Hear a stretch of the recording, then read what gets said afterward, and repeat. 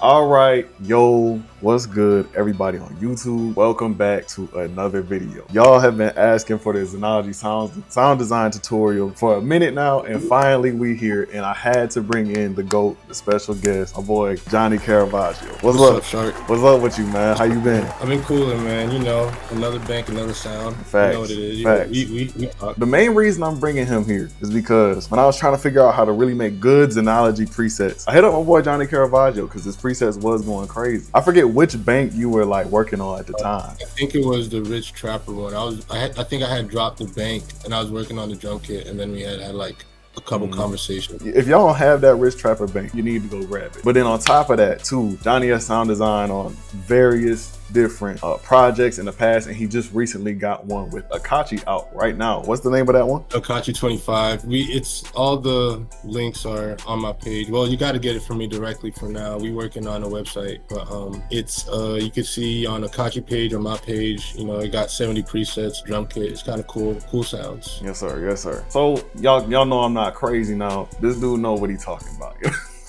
You know what I mean? He know what he doing. So yeah, so dude taught me how to, really understand Zenology, because at the time I was having troubles. And ever since then, I think I was able to put together some pretty good Zenology things. So today we're gonna be teaching you guys the basics of Zenology, showing y'all what parts of Zenology are important and what you can do, what key aspects you can tweak with in order to make some fire Zenology presets. So with all that out the way, let's go on ahead and jump in. Yeah, man. Zenology is kind of like a specific type of synthesizer. You know, it's based on, not to be too nerdy, it comes from a line of PCM synthesis. So most of the sounds and samples you have are pretty much on your disposal. Facts. That boy Six Shooter would be going crazy right now. You said PCM synthesis. Yeah. Shout out my boy. Yeah, shout out to him and his plugins, man. They're really they sound real good. Nah, for real. But yeah, man, a quick overview. Zenology got like 4 layers. They kind of call them partials. Well, they do call them partials. It's kind of straightforward. Everything is laid out in its own environment. You have your pitch, I guess your pitch envelope oscillator, which is pretty much your sound source. Your 2 LFOs, we're gonna go over what those are. Your filter envelope, your amp envelope, and your EQ. So those are the first things that you see that you have at disposal for the visual edit. That's the mode that we have on this bottom left that we have enabled.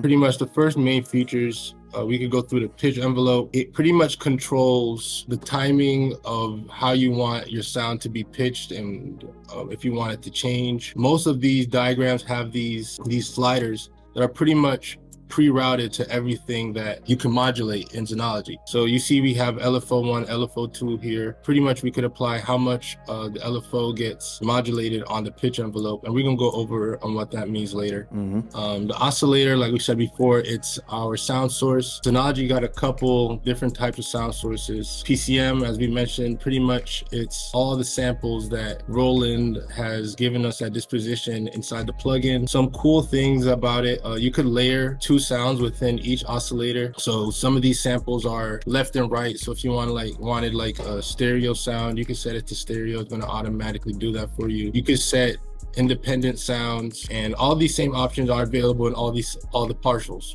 We go to, I think this stands for voltage amplifier. I might be wrong. I can't remember the top of my head, but this is pretty much, I guess, the only real synth part of Zenology. So you could customize your waveforms. You have your saw, your square, your triangle, sine. These are some other, I guess, proprietary ones. A Juno waveform, a Rant waveform. Yeah, I never really heard of a Juno waveform until Zenology. There might be somebody that knows more than me. There probably is. Pretty much these all have different timbres, tones. These are different versions of the triangle and sine. PCM sync, I generally still don't know the difference between these two. I have to read the manual. I haven't completely understood it, but these are, I guess, you can find all these same samples inside this menu here. Right. But I guess these are a little bit easier to access. Super Saw is a Super Saw engine. You could control the detune. I use this engine a lot. You know, if you have any of my banks, you probably recognize this tone. Like it's just mad versatile, especially for the trap sound. Like I stick around Nah, in for there a real. lot. You know, super solids. It's basically one of these, but layered on top of each other and detuned. And then lastly, you have your noise. Yeah, you could use this to add texture and other stuff. You know, That noise so let's get aspect is actually underrated too. Just adding like a simple white noise up under sound, whatever you're making, can really get like add some texture to it. piano. It doesn't matter. It could be anything. Seriously. So let's get into the weird stuff. LFO. So LFO, if you got into sound design before or were interested, you've probably seen these 3 letters. But if you don't know what they are, they stand for low frequency oscillator. The best way I could explain it, because it's one of those weird things like compression where you could explain it and it doesn't really sound like anything you could grasp. Pretty much imagine it's a different type of oscillator, but it oscillates or moves at a very slow rate. The purpose of these oscillators is so that you could control parameters within, I guess, your DAW or a plugin or whatever music software or even analog gear to control a parameter or like a filter or an envelope, anything that's that could be routed into, I guess, a DSP. As we mentioned before, all these modules have like these knobs on the button on the bottom. And let's get back to the pitch one. As you see, we saw LFO here. So pretty much what we're doing, we're customizing the speed and the rate of the movement of whatever we want to modulate. So a lot of these shapes you recognize, we have a couple extra. We have saw up, saw down, triangle, sine wave, square. This one is random. I don't know the name of this specific one, but it's almost like a squared off sine wave. Yep. This is something specific that Roland made popular, calls sample and hold, or SNH. If you know, you know. Yeah, SNH. If you know. I guess this is another random. This is a little bit more aggressive. It's almost like white noise. This is another random, but it's mostly a sine wave shape. And this last complicated one is a step sequencer, but it's very customizable. You could change the values of each step. You could change the loop. You could change the shape of each step. It's actually pretty cool. It's probably your most detailed LFO module within Zenology. Yeah, you can get some really unique presets coming out of that too. Especially if you want to do like one-shot ARPs or some certain types of like pulsating sounds. So let's really understand what this is doing, right? Zenology gives us 2 LFOs. Unlike another plugin like Serum, what you're really doing in Zenology, you're combining either these 2 shapes that you see, this first LFO and the second LFO, to create a pattern or a modulation that you could route to either of the available modules, or to control your filter. You could control your envelope, volume, your envelope, EQ. you could control your lot. panning. But pretty much what you're doing is you're controlling the speed and the pattern. Your options that you have here are tempo sync, so pretty much it stays synced with your BPM of your DAW. You could delay the start time of the pattern or whatever modulation you decide to apply. You could fade the pattern in, and you could offset either the waveform, either a positive or a negative value. So those are pretty much your options. We're gonna come back around the LFO in more detail when we try to make a patch or something, because we're gonna try to do that too, right? Yes, sir. Right. Yeah, we have our next module, the filter. I'm not the best expert on what all of these different filters are best for, but they all have specific functions. The basic ones are your first one, you know, your low pass filter. You can control your resonance over here, your band pass filter, you know, automatic, high and low cut. Facts. High pass, peak filter, low pass. So these are the more detailed one. I guess they're just the shape and the curve. I wouldn't be able to give you a more in detail. Yeah, I don't really use like anything else rather than like the most basic ones, the LPF, SPF, and then HPF. That's the only ones I really use. I don't really touch on like the other ones too much. Yeah, I probably use these randomly to see if it did something or not. Facts. Honestly, but you know, I'm still learning, just as you know, the next man. So, but again, this filter can be controlled by the LFO. We're gonna see it in the next slide right here in this, because here you got a couple other controls that are pretty much determining the shape of the filter. We get to the filter envelope. That's where we get our LFO routing. We could apply how much this filter moves based again on the shape and the speed of the LFO. and you could, any of the modules, the previous one, the second one, the one that we're looking at one now, the amp, all of these could either be modulated a positive or negative value. Facts. And we're going to see how that influences patches later. We're getting to the end. We have a basic 3-band EQ. You control the Q, which is pretty much what's the word for it? I guess I can't remember the technical term, but the slope of the bands and the cutoffs. Oh yeah, the amp partial. This is pretty much the shape, the volume control of whatever patch you're trying to make. These pretty much represent your decay, your sustain, your release, everything that you need to really give your tone or your patch a shape. So if you want to make a plug, you would just make it like very sharp. If you wanted to make very like sharp and facts, pretty much, same thing. If you want to make a pad, you could fade in the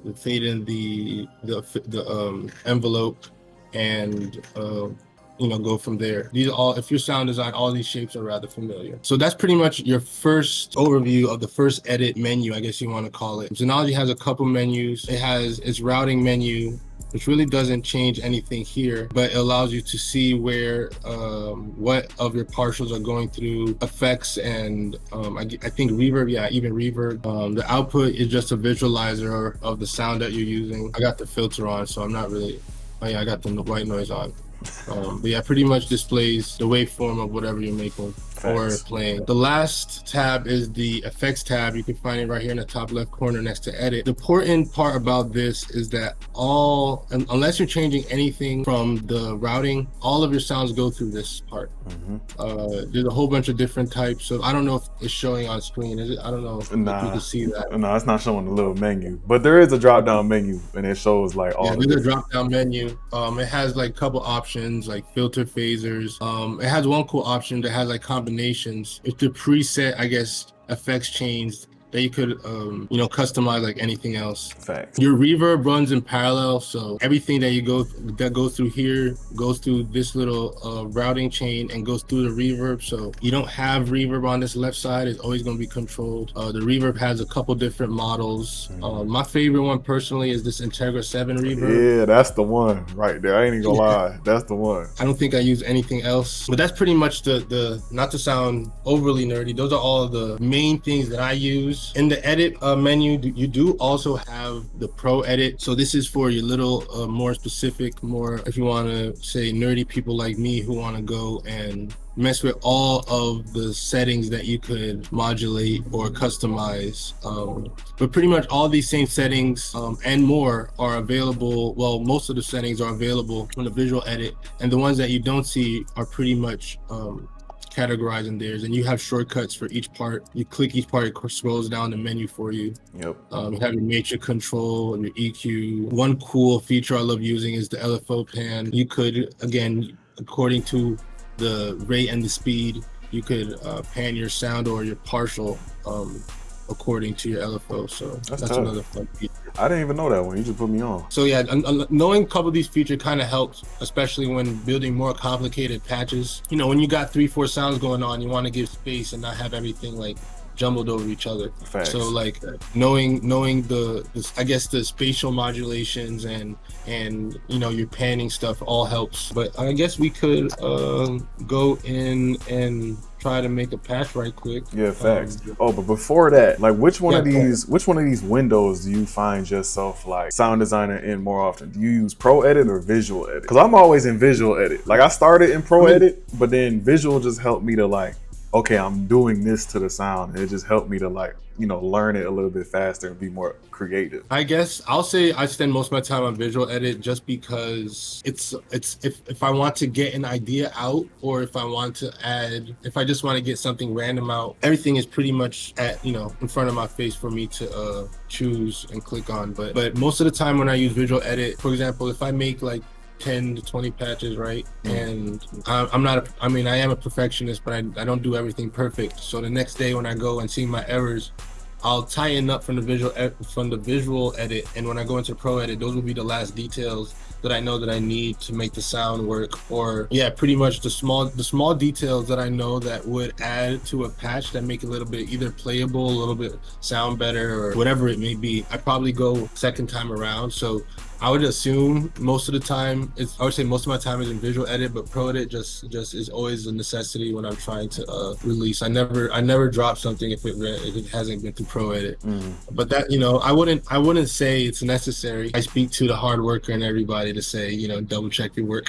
Facts. Yeah, 100%. I remember that time too where everyone was finding out that like the Juno settings and Oh Zenology yeah. settings kind of like coincided, and so everyone was like had Juno on one side and Zenology on the other, trying to remake the what you call it, Sorry for the Leg and all that. Shout out to the tone manager, man, and the animator. If you know something, you know something. Facts. If you know, you know. But yeah, let's go on ahead and let's jump in. Let's try and make some presets. Let's start with something simple. Let's start with like a pad or a lead, and then we can make like a pulsating patch. Okay, yeah, that's perfect. All right, so for pads, if you haven't sound designed it before, pads are very atmospheric. They're very big. They're very slow. They're not necessarily forefront sounds. So most of the time when choosing a basic pad, let's go to our oscillator. My favorite choice is the Super Saw. Thanks. But you could pretty much use anything that has like a softer tone. You could use others. People will use like triangles often. And we'll get into like filtering and how we can make that work. But let's use a Super Saw for the time being, just because it sounds full. So first step, let's go into our amp envelope, but we're going to give it a slow attack. So pretty much we're dragging the envelope forward, because pretty much this is just representing the sound rising over time. The more we drag it to the right, the slower it's going to reach to this value. I guess is 100%, which is this level here. This is faster.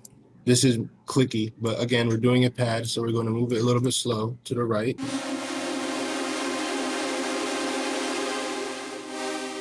Pads usually have a slow release, so we're going to pull the end of the envelope out, and that's usually your basic pad, really. I guess initial starting point for a pad. One of my favorite things to do when it comes to pads is layering sounds, especially sounds that are in different, I guess, frequency spectrums. Oh, that's bang.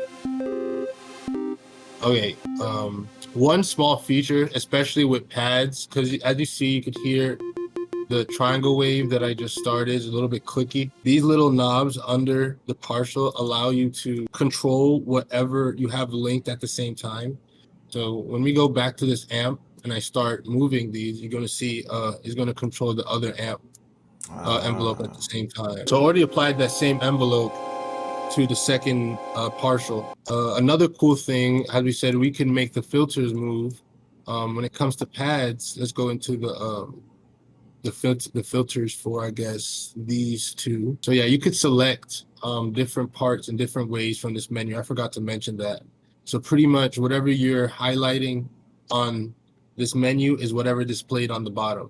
So if you see how this is highlighted vertically, it's going to show the 4 oscillators from all 4 partials. Same thing for the other columns, and it goes for the rows. So whatever is highlighting it, is what it displays. So what we were doing, we're going back to the filter. Yep. And all right, let's look at both filters. So we have partial 1 and partial 2 over here. When it comes to different textures, I usually like choosing different filters and creating different movements so you can get like a groove with inside a sound. But it's not necessarily that important for a pad. Most of the movements you want for a pad are mostly slow, but you could be creative, you could use fast movements, and that's all on you. But generically speaking, I use slow modulations. Word. So for this pad, let's see, we got a low pass enabled, and I'm gonna turn the resonance on just to give it a little bit more high end. One cool thing that I like doing is I'll grab the cutoff knob and I'll just randomly I guess sway the value from left to right to see if I get any cool like ideas on how I want to modulate my sound. Thanks. Sometimes, and again, it's a pad, so I'm probably gonna move it left to right rather slowly. So This little spot, I'm finding it sounds pretty good. I'm gonna go back to the LFO. We're gonna hear how all these LFO shapes sound when applied to the filter in a minute. But Facts. right now, I think just because we want something a little bit more slow and organic, I'm using this randomized. We're gonna turn tempo sync for both of them on, Or and and I'm gonna that's turn actually this. some sauce. The tempo sync to have stuff on is really good for pads and like pulsating sounds and all that stuff. Yeah, I think the only times I don't use tempo sync is if I'm like making a lead or like, It's just like a basic sound. Like I'm yeah, not gonna tempo sync a piano unless it's like some not for delay or real. something like that. Yeah, for real. I forget you got to do that sometimes for the effects. Yeah, so let me see. So I got the shape that I want. One cool thing, you can still take these off. I think for this sound, I'm gonna change the tempo of the triangle wave, and then I'm gonna link them back together. And I'm gonna go into the filter edit. And remember we were in LFO1, so we're gonna go into the envelope, the filter envelope, and we're going to modulate. We're gonna move to the right. We're gonna see how it sounds, but either to the left or the right. The first LFO. So I think this is pretty cool. So most of the time you're just looking to see if you hear something cool or playable.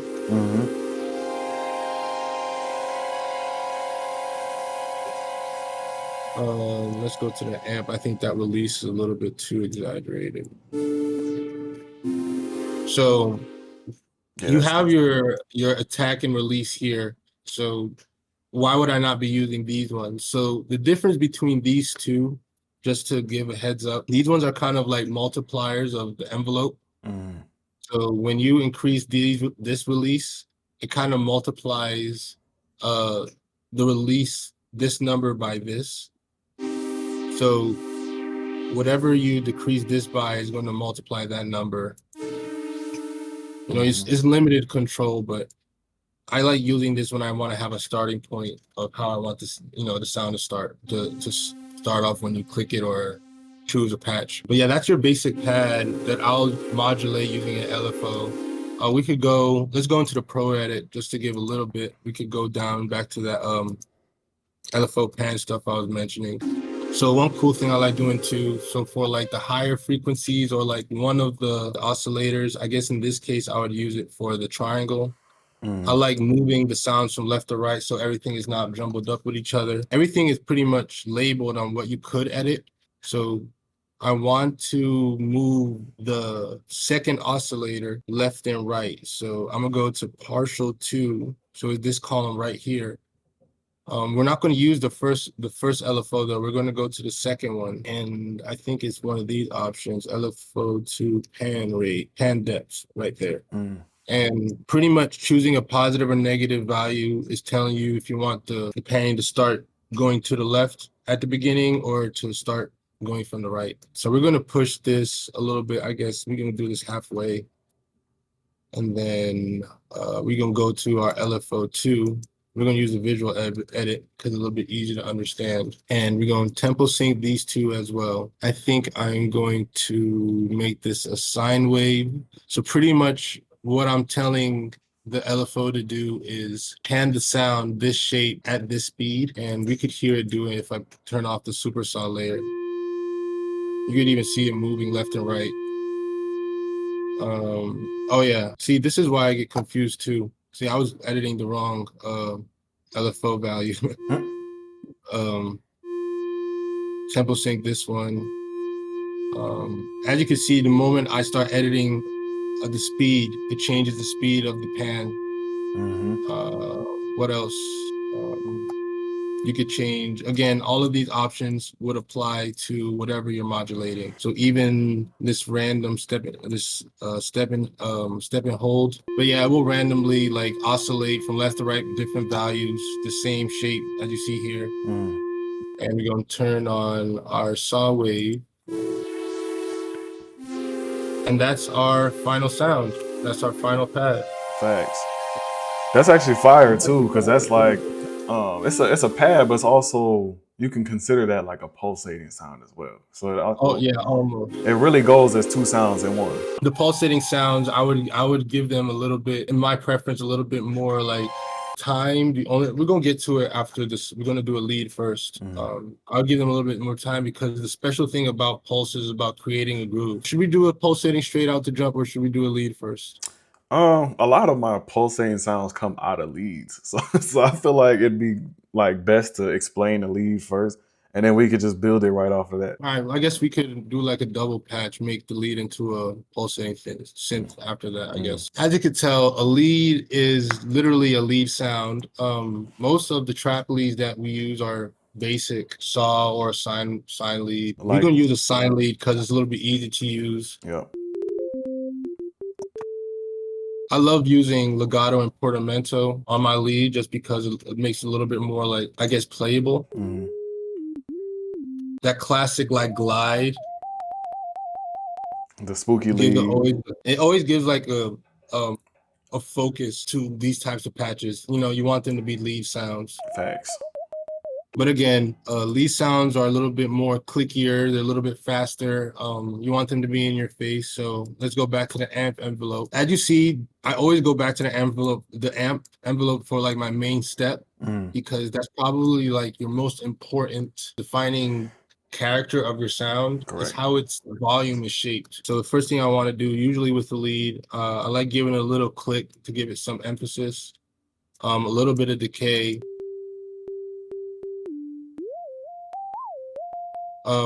You could fade in the attack a little bit. That's common too, but you usually want the attack to be rather fast for a lead sound.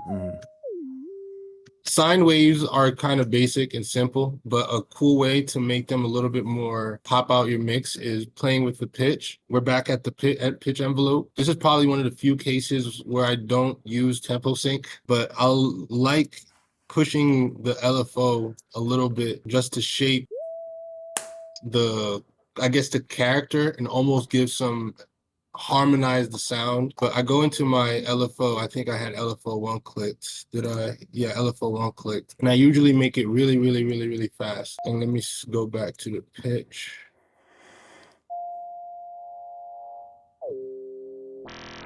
Okay, now that's really exaggerated. But you could hear. Yeah, so this is probably like the quickest way for me to give different tones to a sine lead. Starting from, you know, a basic synth. This is a personal like trick of mine. I'll use like piano keys, well, I guess electric keys, and fade the attack in just because they give like a cool little like timbre that is really usable for lead sound. They're kind of resonant. But the main idea, what you want to do is use really sharp, I guess, focus sounds that cut through the mix, I guess, if you want. We can mess with the filter a little bit. Usually I'll add resonance to any of the layers because leads sound cool when they're usually bright. But yeah, that's like a basic, I guess, legato lead. We could get into a lot of cool pulsating sounds from the starting point. That's most of that work is usually from the LFO. You could either mess with the amp envelope, adding a positive and negative value to these, or it's right here in the envelope, in the filter envelope. So the main point when it comes to a pulsating sound is that you want groove, at least for trap sounds, you want a good groove that you could build around. You shouldn't get too lost in trying to make too much movement. A good groove, all of the sounds are usually synced together. Very, very, very helpful function, especially if you don't use this link feature right here under utility. Again, I don't know if you see my pop-up. When you click utility, it says copy, paste, and initialize. Pretty much. Yeah, we can't see it. That's pain. Yeah, but pretty much from, if you're following along or if watching this video, you're going to see when you click utilities, you see a copy, pretty much tone partial 1. It says copy, tone partial 2, etc. Initialize and paste have pretty much the same options, but you could copy the settings from one partial and paste them into another one just for ease of use. If you wanted to have the same modulation or the same, I guess, the same sound and movement. I just did that just for this example for pulsating sound, because we're probably going to build off of the shape of, I don't know, we could go to LFO1 Okay. and I usually start with either like the trance saw out yeah. of PCM or super saw, honestly. Yeah, we could do the super saw with the sine wave. Okay. That's usually a cool combination. You know, they have different, one sound is rather like bright, one is kind of simple. Mm-hmm. Let's turn off our second partial just to hear the super saw. We could go to choose a LFO shape. I don't know, a common one is sine. We could tempo sync it, go to our filter envelope and modulate it.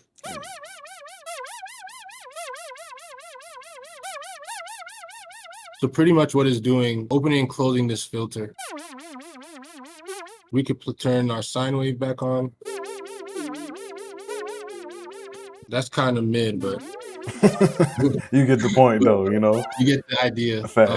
So this is where usually I'll sit in here, I guess, 5 to 20 minutes and just go through different tones and filter options. I guess maybe I would make this into a high pass, and just see if I find something that makes sense for the sound that I'm trying to make. Maybe I could go to the PCM. I can't even think of something cool. We could try a basic saw. Could turn this pitch envelope down a little bit. That's definitely much smoother. Another cool thing about pulsating sounds, that you want to give different tempos and speeds to your different layers. But by that I mean just editing the LFO in a synced way with your first tempos from the other LFOs. You always want to make sure that the pattern that you're making makes sense. Because you don't want to have like one thing in halftime, another thing in triplets, another thing in dotted, and you got too much rhythm going on. I'm not gonna lie, there's very few sounds, at least not out of the popular ones that people love to use, that they're messing with different, I guess, tempos and LFOs. Most of the time, if it's a great sound, it has a straightforward envelope, or LFOs are pretty much copied or synced. Let me get back to finding this, because sometimes that's one thing I'll say. I do like using Zenology, but I'll say that I've been making sound in about a year and I still get confused. That is a fact. That is a fact. That's just me though. Yeah, there's been times where I've been sitting there for like an hour trying to figure out how to add something or take away something from a sound. So it definitely gets to be a lot in Zenology. All right, so I think we got everything on our second partial here. We're gonna tempo sync our first LFO, and we could do the random just to give something crazy, and then we could go to LFO1. So that's probably the beginning of something a little bit more like, a little bit more complicated, but basic pulsating patch. You know, this is because of the type of sound, you could use this as a lead, but there's definitely is like a groove.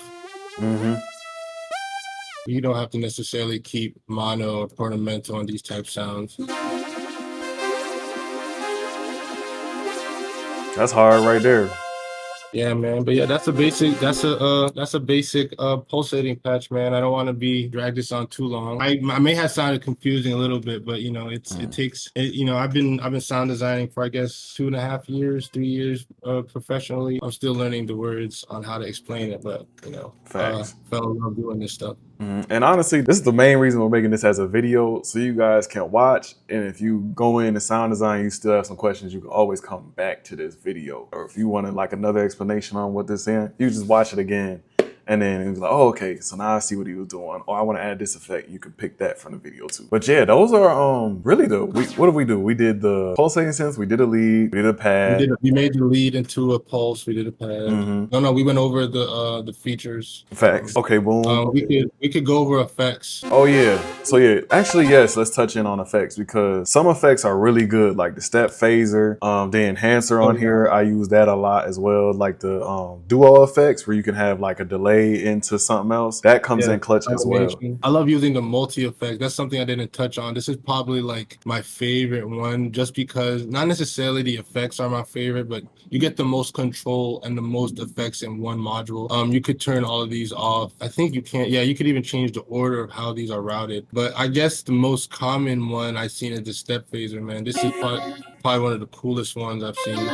Yeah. That's the BG Right. sauce. So for everyone that asks me how I make the BG patches, it's really just the step phaser. Like that's all I use. Just like your LFOs, you could sync, and just like your delays, customize sync the phaser, and that goes with all the other effects. Whatever has like this type of like knobs. The Facts. phasers, you can sync your delay. And another cool thing I like doing is not always about adding a cool effect. Sometimes I'll use some of these effects to actually mix my sound so I get a little bit more fullness, or like there's the amp. There's like this saturator, I'll use this sometimes. Or what else? There's something else I'll be using. Oh yeah, the speaker simulator. Oh, that's Another. clutch. Yeah.